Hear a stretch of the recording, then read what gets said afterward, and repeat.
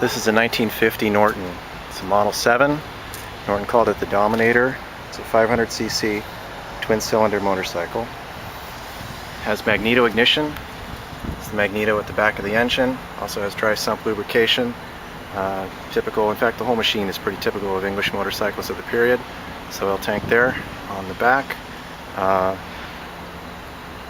Gear selector and kickstart lever coming out of the gearbox in the back. Handlebar controls on the left side. We have the high beam switch, the kill switch. On the right side we have a choke lever and horn button. Gauges include a chronometric speedometer and ammeter. Light switch there on the back of the headlight. And here's an oil pressure gauge that Norton were kind enough to put in the very top of the fuel tank. Take it through the starting sequence.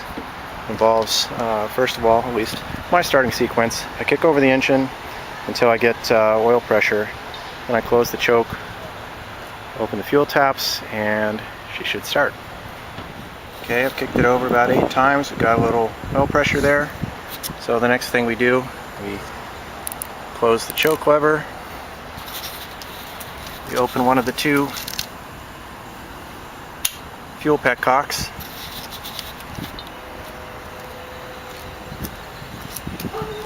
On the left side of the carburetor we have the float bowl.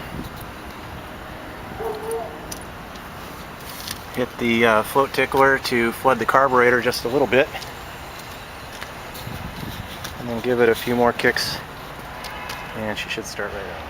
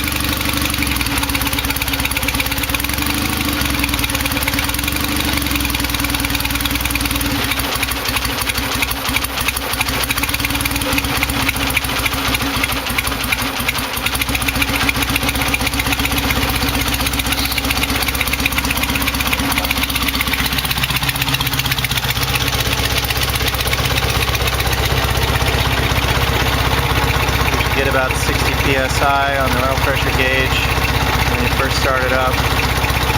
When the oil gets warm, it runs about 10 psi at idle, about